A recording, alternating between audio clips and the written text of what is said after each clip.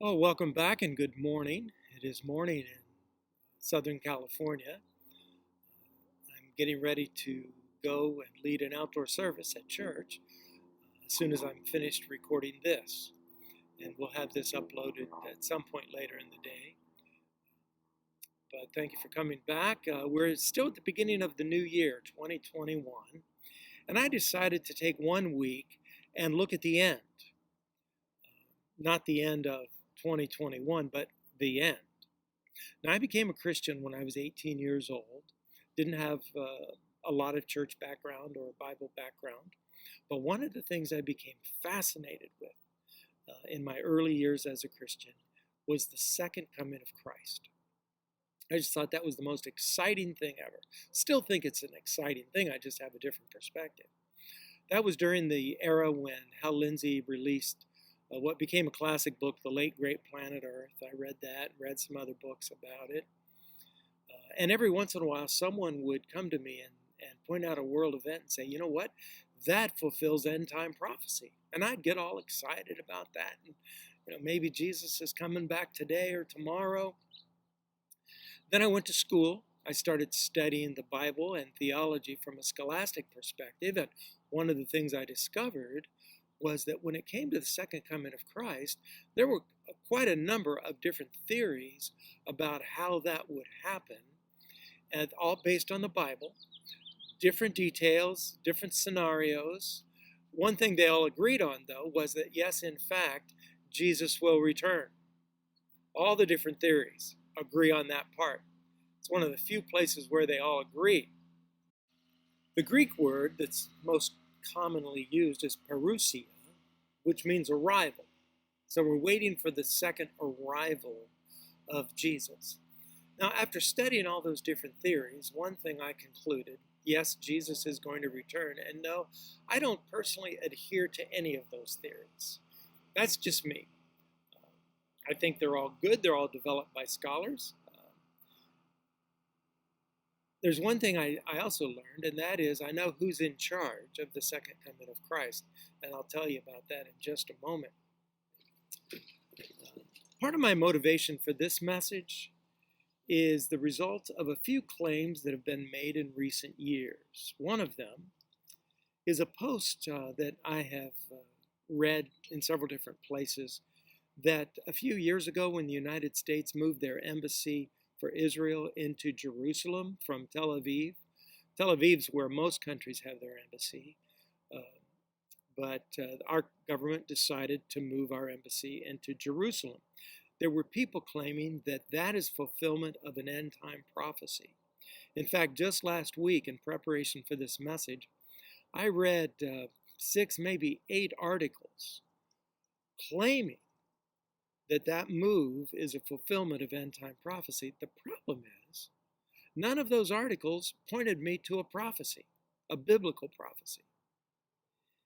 And that's my question now. Whenever anyone says, oh, that's a fulfillment of end-time prophecy, I want to ask, where's the prophecy? Show me the prophecy. If it's not a biblical prophecy, I don't really have any time for it. And so today we're going to briefly look at 2 passages recorded by different authors which quote Jesus' words that concern his return. Now the first one is in Matthew chapter 24, and in verse 3, Matthew recorded the disciples asking Jesus 3 questions all connected together. Question number 1, tell us when this will happen. Now that question is in response to what Jesus had just said, that the temple was going to be destroyed. Not one stone here will be left on another. Every one will be thrown down. It would have seemed impossible to them that the temple could be destroyed.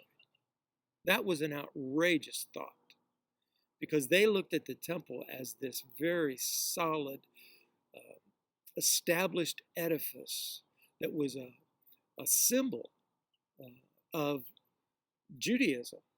It was the place that as Jewish people, they went to worship God. So the idea that the temple could be destroyed was just amazing to them.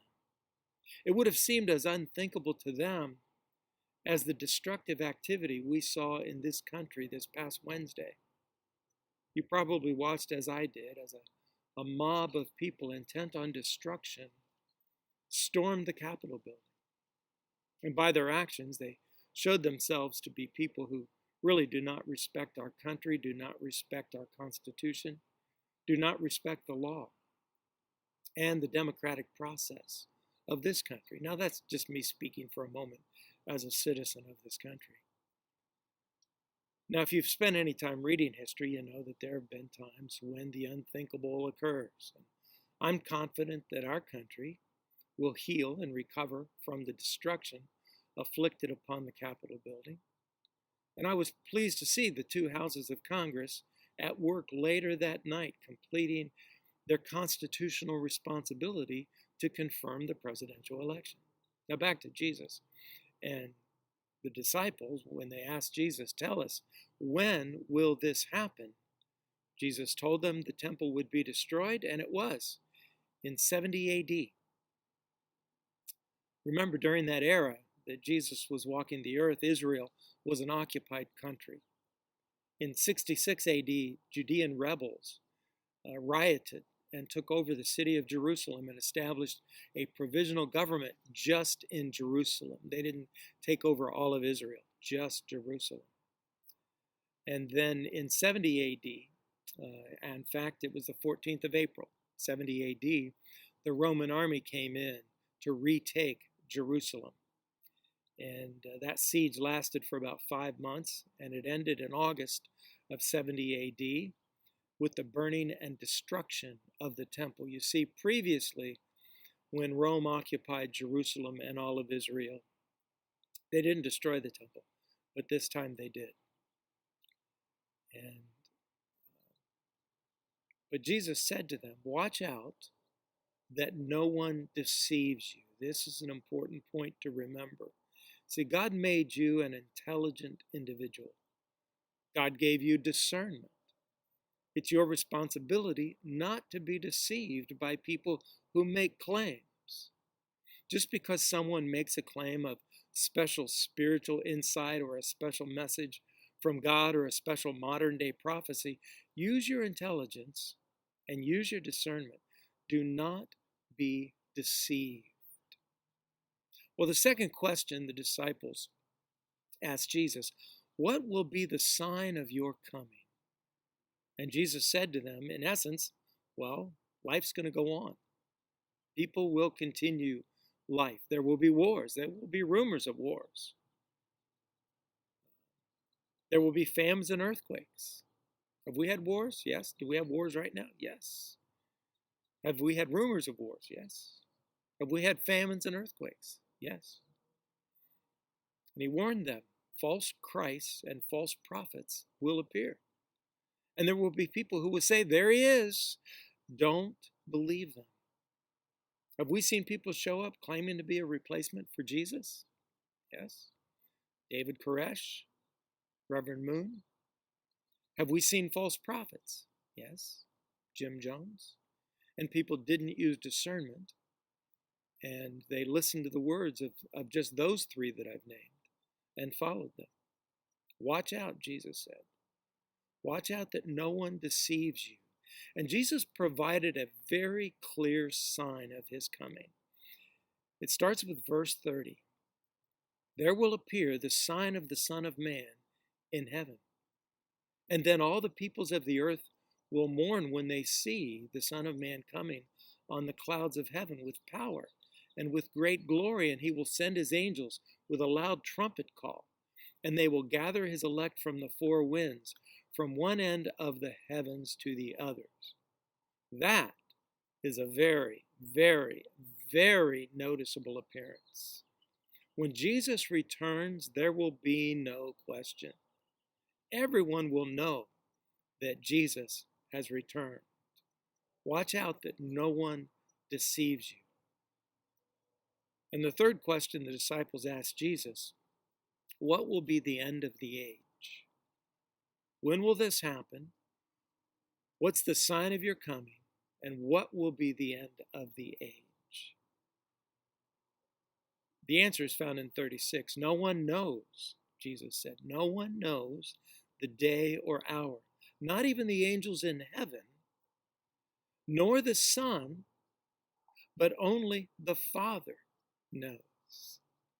Only the Father. He then proceeded to use the days of Noah as an example. In the days before the flood, people were eating and drinking and marrying and giving in marriage. They were living normal life.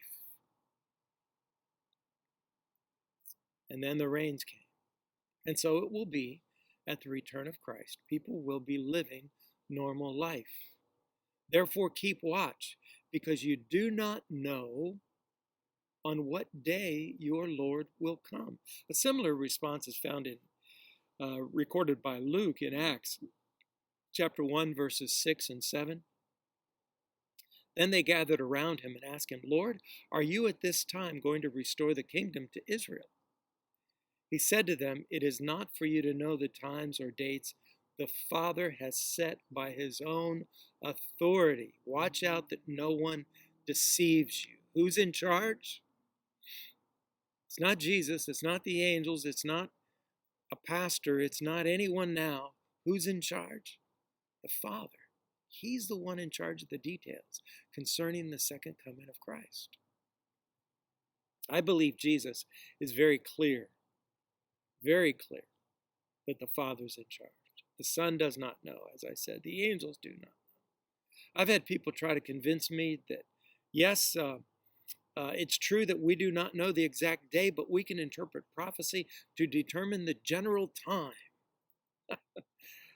Why? Why would we do that? We know Jesus is going to return. Do we really need to spend time trying to interpret prophecy? I don't think so. Personally, I think it's a waste of time. I believe we have a responsibility to spend the time telling other people about Jesus and not worry about when, how, in what manner he will return. When it happens, it'll happen. If it happens in your lifetime, you will know it, no question.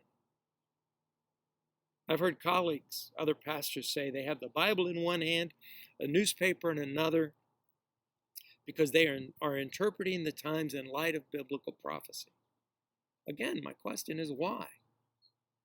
Our job is to tell people about Jesus. Our job is to encourage one another. Our job is to worship God. Will Jesus return? Yes. Who's in charge of the details? That's right, the Father. Only the Father knows for sure. Who are the beloved? Go and be the beloved.